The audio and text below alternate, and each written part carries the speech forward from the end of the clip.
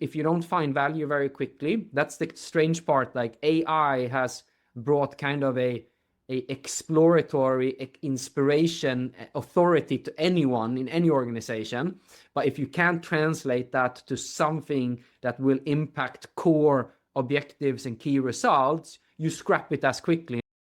Hey, greetings everybody. This is Adil across the funnel again. This year is only we're trying to make sure that we bring these unique stories, and we try to not just talk about post sales. We try to not just talk about product and technologies that are like technology leaders. It's always about like customer acquisition. I know this has been the hardest than ever. Building has been the easier than ever then compared to like distribution and acquiring customers and all. And there becomes equally important the productivity across the sales organization and how these sales leaders, especially the account management or revenue ops are doing smarter than harder and doing more with less. And there's so much of competition when it comes to outbound cold calling, email outreach.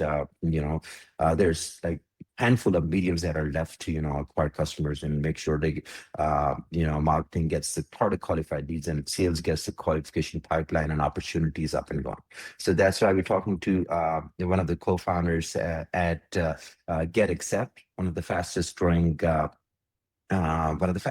product, helping sales, revenue, account management with the productivity and with helping them closing more deals and getting them everything that they need across their life cycle. So thank you very much, Car, for taking the time today and helping us get to know more about GetAccept.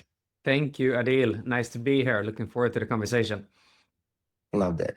So, Carl, I know that this is this has been a pretty hot market when a lot of these AI SDRs, a lot of these AI native, what they call like AI first or AI powered platform coming in, heavily being funded in the I would say in the beginning of or mid of 2023, early 2024, and now it's even getting closer and closer. So how do you see this I would say in this category, this huge noise? I know this has been now pretty less. A lot of investors scratching their heads, having to invest into this tooling, not getting their returns.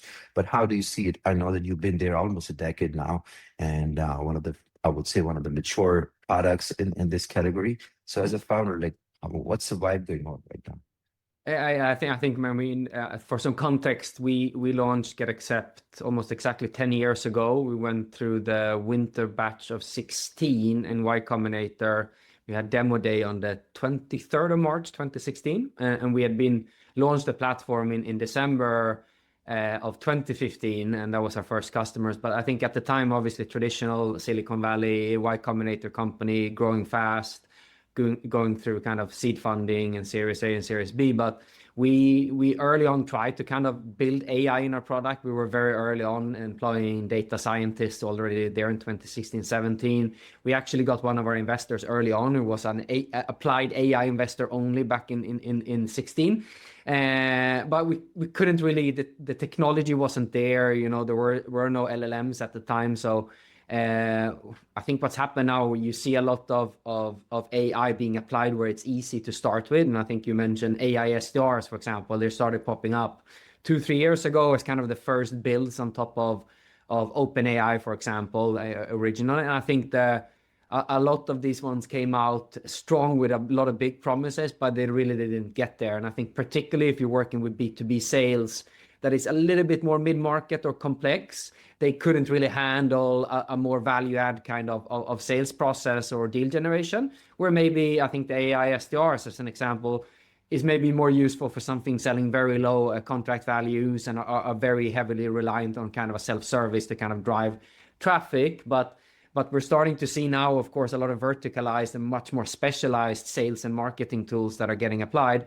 GetAccept have spent a long time to not become one of these kind of AI wrapper incumbent SaaS companies. So we had a transition for us over the past 2 years that is going from an incumbent SaaS to an AI native platform, which we formally said we made that transition fully in Q4 of last year. Right.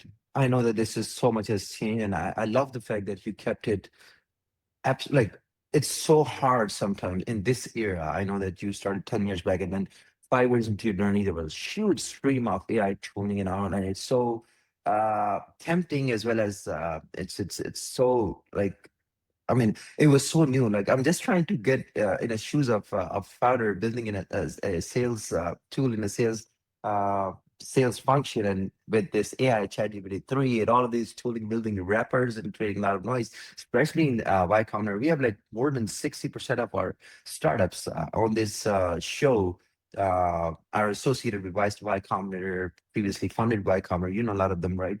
So it is so hard to keep the focus, have a laser focus, and keep everything aligned to your product vision from day one in this category. So I got to appreciate that a lot. So now a lot of these sales organization, we get to speak with CROs, we get to speak with teams highly focused on the sales function, like sales heavy kind of products, and big sales teams, SDRs, BDRs, account executives, and all. They are so much relied on sales intelligence tooling like tech stack like Gong and many that you know, and a lot of these industry verticals that you're mentioning like healthcare off the record, they are heavily relied on sales enablement and training and all of that. So how do you fit in? How do you get the right positioning that will if you could speak more on the positioning part amongst the tools that have like not on the product side, but they have they have a bigger cap on the in the market that they've captured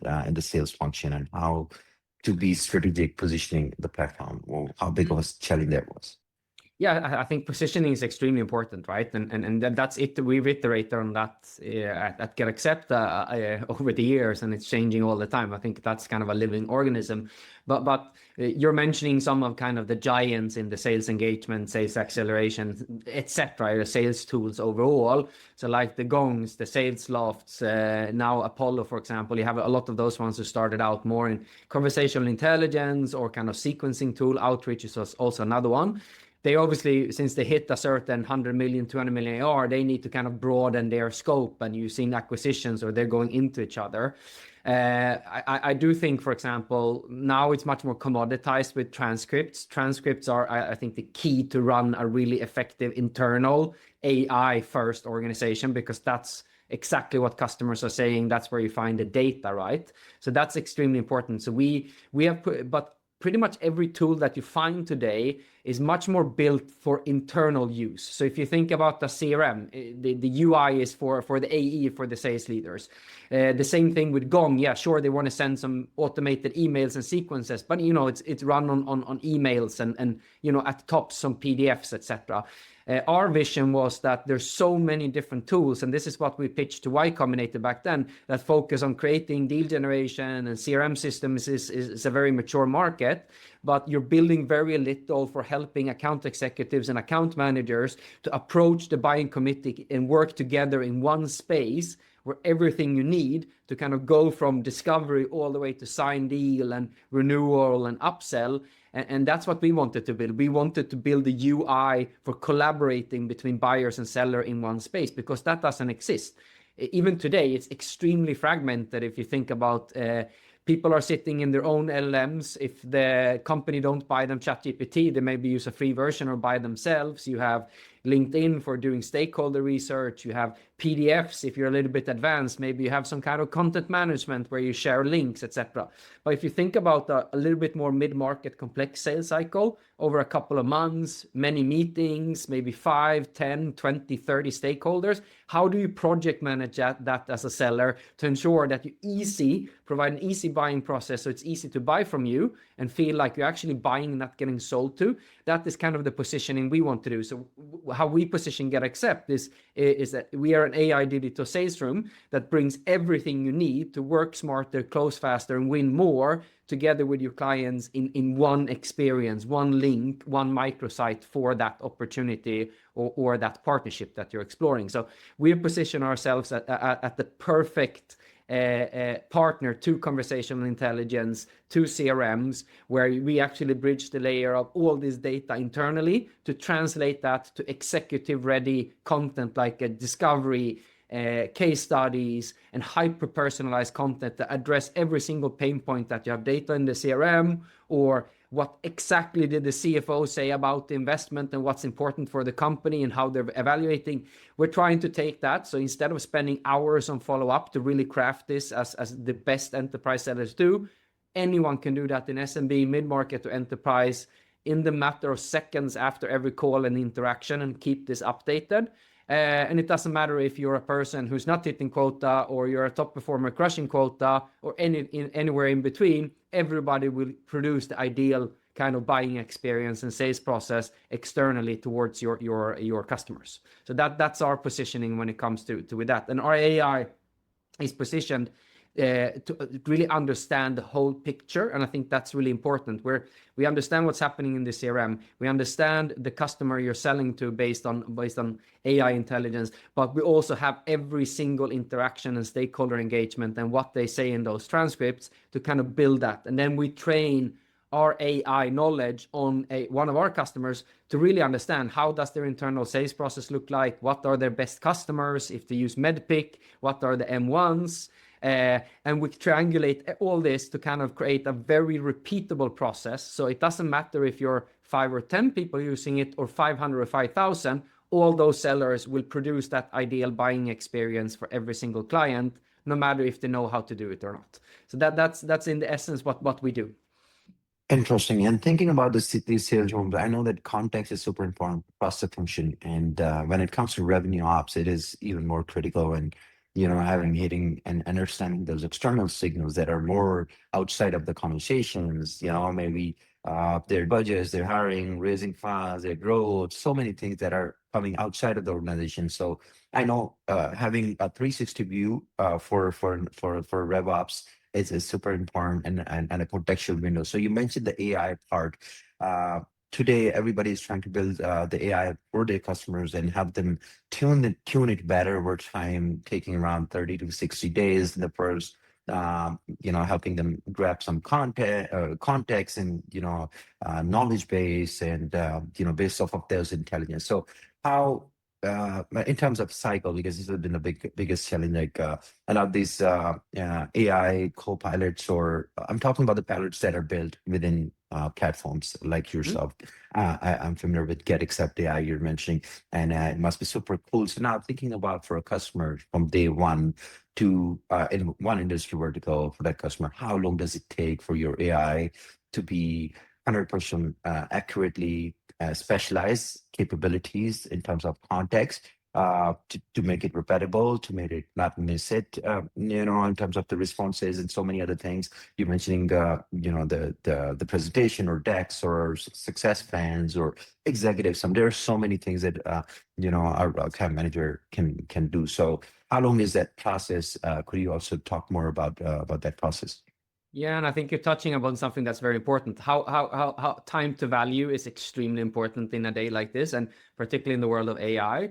I think previously, before we built our native AI platform on to kind of back up the entirety of our traditional SaaS platform, it took quite long to kind of navigate and set up the content library to be able to move fast through our product. The interesting part now is we've spent a lot, and I hired a sales enablement director who's very skilled at what we do, and we really worked to make the kind of the baseline of our AI knowledge base to understand if a company uses Medpick, okay, great, then you adapt like this. So we're not reliant on a client to sit and train our AI in any way. We have out of the box maybe 90% efficiency from the get-go. What we need is the internal kind of sales process documents. We can scrape G2 Crowd for reviews, for example, and triangulate them into sales content. But I would say it takes a couple of hours to kind of get all the content into kind of the knowledge base. We have configured GetAccept to understand the knowledge base, and we know best practice on how to deliver it. So you can actually, within a couple of hours, I can outperform follow-up for any AE at our customers with my platform versus them not using it, because our AI can grasp a much broader picture as long as I get the transcript. So what we do quite a lot of times in our sales process, we ask for a sales transcript from a discovery call from someone, ask them to send on how they followed up that one and how fast they were able to kind of build a executive summary or a case study to kind of move that forward. we can quite quickly, I mean, in matter of hours after we're set up, I can produce a better one in the call together with a CRO to CRO. I can tell him, hey, look what I was able to create after the same call that your rep has. This is how he or she followed up, and this is how I can follow up. And by the way, I know nothing about who you are and what you do. Our AI has figured that out for you. Imagine what happens if we spend a little bit more time configuring this together. So for us, time to value is extremely important, because I also judge platform in the same way. I sit and experiment a lot. I sign up for a lot of free trials, and I have my own custom GPTs. I sit in Claude, etc., to kind of try things. And if you don't find value very quickly, that's the strange part. Like, AI has brought kind of a exploratory inspiration authority to anyone in any organization. But if you can't translate that to something that will impact core objectives and key results, you scrap it as quickly. And we talked about, before we jumped on here, the importance of post sales, right? Like what you guys do in your platform. And that becomes even more important. We've seen a trend, and I think you're going to see a significant continued trend with first-year churn for people signing one-year contracts as AI companies, because a lot of people are willing to take the bet because people are signing budget for AI investments, but they're much, much, much quicker than the historically traditional B2B SaaS to cut them right. So I think there's something you have to think about. How do you adapt your maybe sales process that previous was allowed to run faster on onboarding? You probably has to cut that by 80% to get to what the customer expects today. You hit the nail. Absolutely. So this is where it's going. Like a lot of these AI investments, and to your point of qualitative data sources, this one part I want to serve as well. All these qualitative data sources and qualitative conversation, like meeting notes, like a lot of these platforms that we say, we are also doing our own, note taker, because it's so hard to adopt people, or maybe get them to, upload their meeting transcripts and everything. So we build our own note taker, so that can go inside into their calls, from sales to, every call, like QBR cadence and all, because we are serving post sales as well. So and that is so. Are you also thinking about building your own note taker that can enable those people? Because this could be a turnkey. Let's say an account manager can simply go in, sign up for free, get like Fathom or Otter to just go in and use your dashboard for all this post call nudges and summaries, and just no time. This is just my thought on this. I think you're right. I think we looked at it a bit differently. We want to be the best partner to kind of sales AI, conversational intelligence, and revenue. So think the Gongs, the Salesloft, Fathom. We have Glyphic, another partner. We have local ones in different markets because we're quite international. We integrate to all of the ones I've mentioned. And I know for a fact that the vast majority of companies are building on another AI SDK that comes out of Y Combinator called Recall, right? So I'm assuming a lot of these ones are using the same thing. For us, it doesn't really matter as long as we can get the transcripts. And the interesting part, we also integrate directly to Zoom, like we're on right now recording. We integrate directly to Google Meet for the transcripts of Gemini, and we also do it directly to Copilot in Microsoft. So it doesn't really matter if you purchase it, but I do think there's a different use case of those conversational intelligence tools that we don't want to build for, that you still should purchase them, right? And I do think the sales specific ones are much better than the generic ones that a lot of people buy, right? So I'm much more in pro, for example, for platforms like Gong, Glyphic, Garba, local one here, or any one of Salesloft, for example, because I think they're built to be more sales specific, and I think that's better for the end user. Not everyone has a large revenue operations organization to kind of manage your platforms, and the more they're purpose built for something, I think that's beneficial. And that's the cool part with GetAccept. You don't need to understand AI. You don't have to train your reps on AI to use GetAccept. We have built it out of the box to be tailored for AEs and account managers to just work. No prompt engineering needed for the rep. And I think that's a key thing that I'm coming back to with a lot of how you build AI. I think today you have that, like we talked about before, kind of that authority to explore in the AI world. I don't want my reps to sit in different AI platforms where the potential for human error and how they prompt, what knowledge base that pulls from.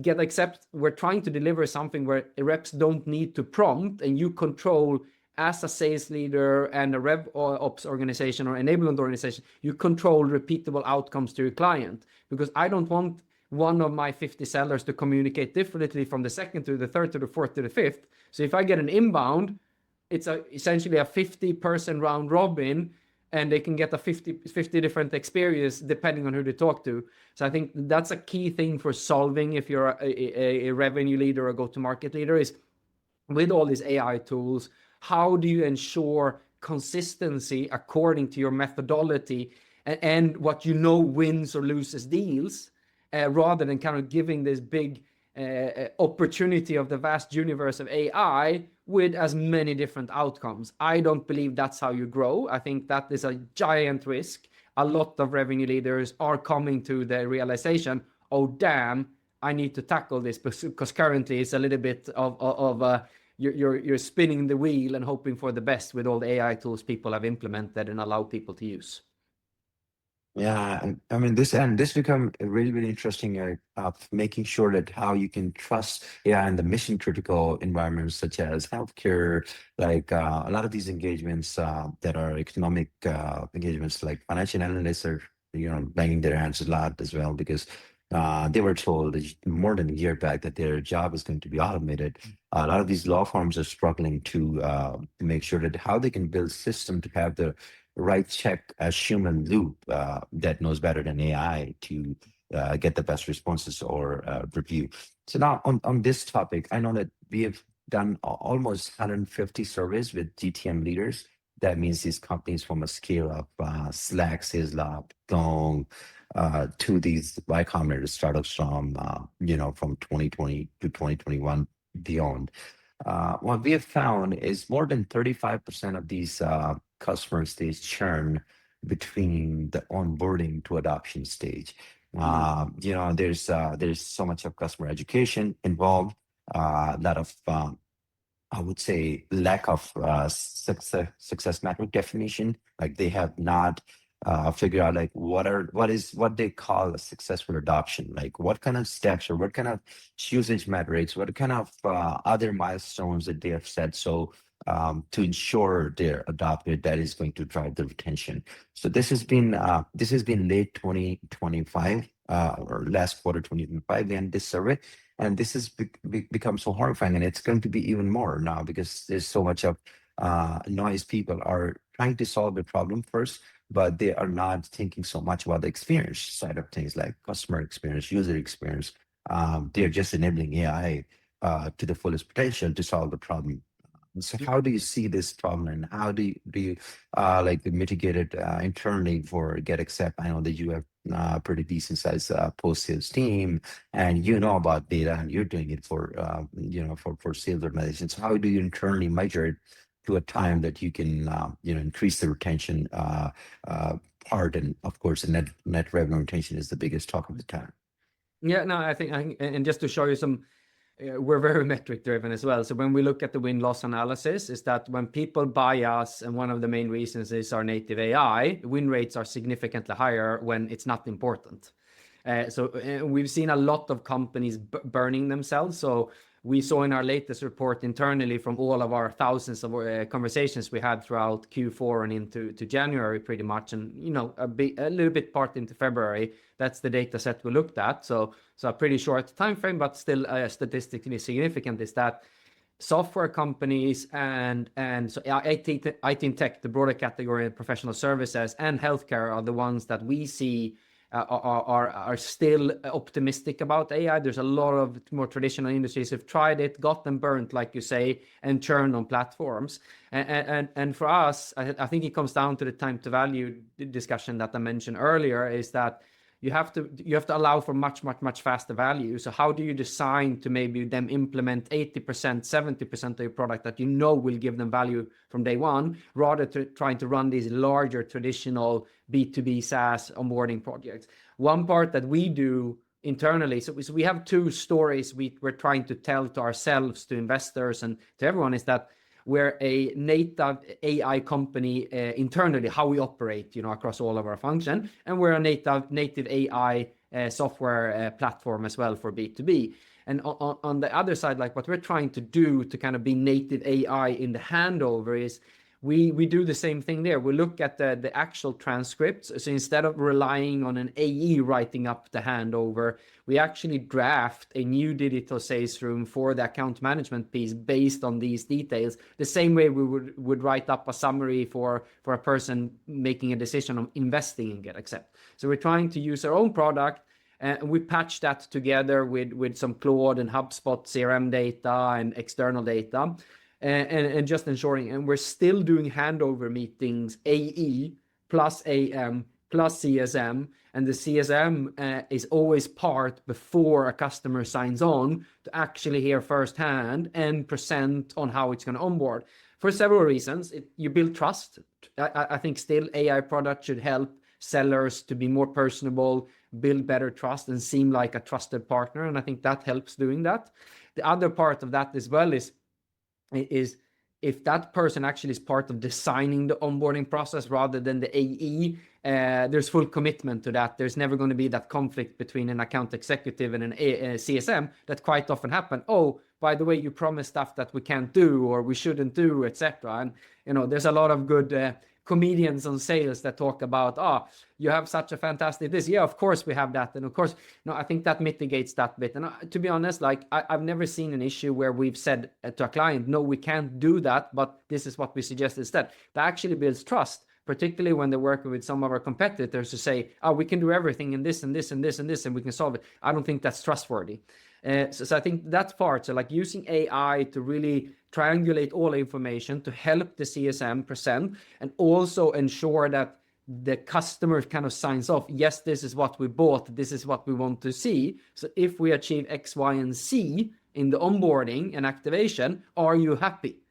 Because you also should run that as a commit in the same way you say, hey, if I can secure you this price and we can fix these things, are you going to sign and become a customer? You should run the same process for the activation process. If your onboarding is 4 weeks, 8 weeks, 12 weeks, whatever it is, what are those milestones? And I want in writing checkbox that they say, hey, yes, we're going to be happy, because then we can go back. We've actually delivered on everything that you said means you're happy with the platform. And I see so many companies missing out on this. They run this elaborate onboarding process, but it's never really been asked the question, is this what you want? Is this what you want at the end of the day? And again, how do you take that back if you built the business case where the CFO signed off or the CEO? Is this helping to solve those critical key results or objective and challenges or not? And I think it's still as important to the AM and CSM team to continue to kind of engage the C-suite of your buyer, partly, can we upsell? Can we expand? Can we cross-sell? But also just to understand of the health of the account, because first year churn hasn't been an issue as much as it's been in the past, but you're seeing that trend, like you said, going up. And I think people need to invest more into that part of your customer lifecycle journey. Yeah, and this is like, I love the way that you keeping your post sales hand in hand with sales when it comes to going into the conversations, understanding the context, because a lot of this gets siloed later on. Like all the goals that customers share during the sales calls, they are going to never change, like not anytime soon. So to be able to evolve those goals across the journey of the customer becomes super important. And then of course, articulating it really, really fast to deliver the value, that it becomes another challenge. So now thinking about all this data, and you talk about post sales and specifically customer success side of things, from the point of onboarding to, of course, scaling with them and, helping them with going, with multiple modules and potential of the features. I'm not talking about this so much of feature specific, but I know that you have different modules. So how you're measuring all of that product usage or interactions to a point where you can call them, hey, 3-4 months to 6 months, hey, this is the power user.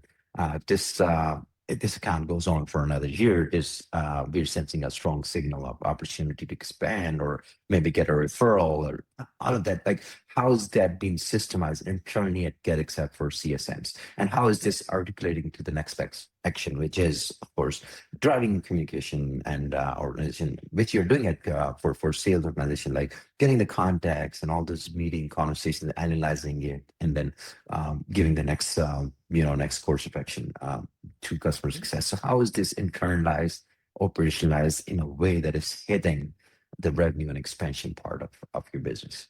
Yeah, and I think I mean, this comes in. We invested very early on into RevOps, and I think that's a critical function for any company. I think everyone I talk to always hire RevOps too late, 12, 13, 14 sellers in. You probably should have it at 6, 7, 8, right? Someone who knows your process. But and that's a different story. But just a lesson I've learned that you should invest much earlier into RevOps. But for us, we actually consolidated. We did kind of a AI tech review of our internal tech stack, and we wanted to make sure, do we have a tech stack? And we did that about a year and a half ago. Like, do we have the tools that we think will work in 2 to 3 years time? And how do we invest? Do they integrate each other in a way where we can work effectively? So part of that is we moved from a customer success platform actually into HubSpot. So we started using HubSpot for everything when it comes to customer success and so forth. And part of that, what we do is to kind of look at these signals. We feed all the transcripts and all the data into HubSpot. Everything is in that one system of record. That's kind of like, quote unquote, kind of a data lake of everything. We use Claude integrated to HubSpot Breeze instead of using their internal to then run things. And then we have N8N on the other end to kind of do some of the agentic workflows. So we combine that, and of course, that's maintained by my RevOps team, a director of RevOps, and that kind of identifies and triangulates all the different data points from external information to search about the customers, which Claude is excellent at doing, I think much better than OpenAI. And it's much more precise, I think. I think one of the things we noticed first, we started with OpenAI, and it kind of, you really have to prompt engineer it to get realistic answers. Absolutely. Then 1,000%. Yeah. Where I think Claude is much better for sales use cases because it's much more binary in the sense it gives output. So this kind of changed for us because we got all the data into one place. We could patch things together with our own platform, together with Call AI recording, together with HubSpot, together with Claude. And it kind of just made a better world for us. So that's how it works. And then, of course, it creates then actions and etc. according to certain frameworks directly in HubSpot for people. But also having everything visible on the customer account that AEs, AM, CSM sees the same view. In the past, we had a CSM system, a CS system where only the CS and account managers were in, but not the AEs because we didn't want to pay for them. So we tried to push some of it back to HubSpot. And it didn't become as direct. So now we're much more proactive. And of course, we integrate every Pendo user data into this data set as well. Anything we get from our own platform, and of course, anything that we can get from our support, from Intercom, etc. So like, you're getting a very good picture. And instead of having decision making done by reps, we make the decision with AI and feed them the critical information to then refine that decision on how to act, essentially. Yes, I love that. I mean, I'm also on the consumer side of things. While you were explaining all of that, I was looking at the vendor side of things a lot, like how, a lot of these sales function as a post-sales function, including the RevOps, that is kind of a conjunction or analog of both. They are working in so close net, and toolings, let's say CRMs, are trying their best to make sure they keep them. But again, at the number one, I was just talking to the C-suite at HubSpot long year back, like Jonathan Carbon. He ended up building his own GTM tooling, Maven AGI, and there was an interesting conversation that how it can do the same thing. I know what HubSpot does and what tries it does it, and it doesn't do it. That's why you're using Cloud and all these connectors to do it. It is so hard to measure health when it comes to post sales. And it has become slightly easier because with this AI, with the longer contextual video, as you mentioned, Cloud is better at, and reasoning window is better at. it becomes easy. But still, people are finding it hard to get one tooling that works with your CRM, beat anything, and serves for your account executive, for your revenue team, and your purely customer success teams or account management team that are working across the the side life cycle of the customer, helping them with the journey and whatever it takes, and then signals opportunities, and of course stay on top of the churn and things. So that is why, like, this was the whole reason, like, we ended up not being a CSP tool like inside and a lot of other tools, but the work with them to do for all of this, not like revenue ops is using a different tooling with HubSpot, or account executive is using a different tooling for HubSpot. And then there is an account manager that has different goals and assignments, and the different data matters to them, different signals matter to them. So that's why it has to be more modular. And this is the best time to have it with all these capabilities of AI. Now the cost is going to be a bigger thing, the API cost and all. So how do you manage that? And this was also a bigger part of the conversation we had recently. Is I'm not going to take you more than 5-7 minutes. Would appreciate it. Just put more lights onto cost side of things in the API. When they're talking about LLMs, are you also looking out for some of the Chinese versions that are coming under significant loan? There was a small air came for 5 or 6 years about DeepSeek back in the days, like not long ago, but then it disappeared. So how do you see it cost-wise at scale? Yeah, internally, from both how we build our own product, we really rely a lot on Claude, both internally and in our own product. We've tried different combinations, but I would say Claude is I think really, really well suited for sales and revenue. It just because as I said before, I don't want tooling that gives me the answer I want to hear. I want to give me the tooling I need to hear, right? And I think that's how you should reason, right? And when it comes to cost, it depends on what you do. What we do with our AI is necessarily not a giant cost driver, because we're not, to be honest, when you think about B2B sales, what do you need to produce for people? You need to produce short format text and bullet points for executives with budget who can sign off. They don't want giant branded experiences and a lot of, they want one page.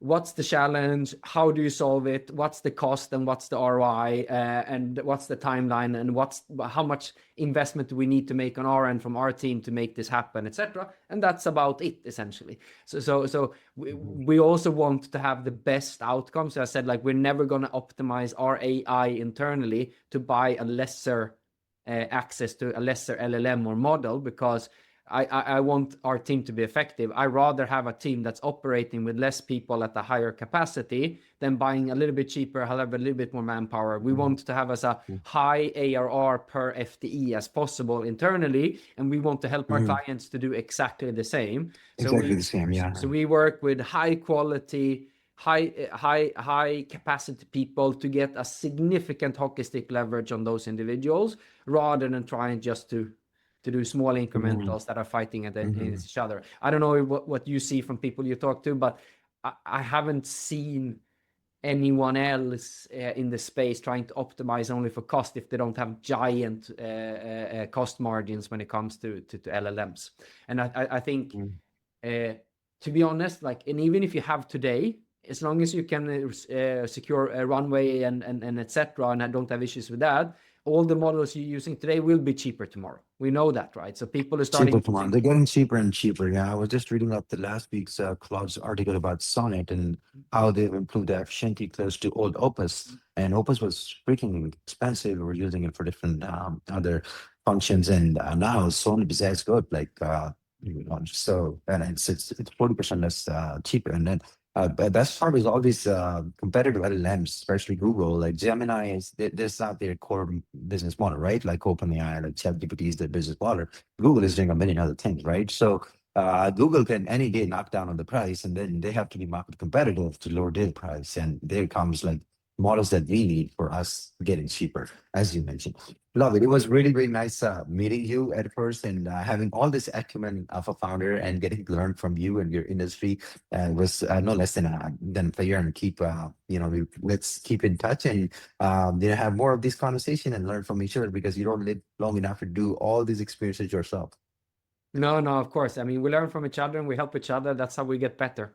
Thank you. Fantastic. Thank you, that's Adil. so inspiring. Appreciate it. Have a good rest of the day, brother.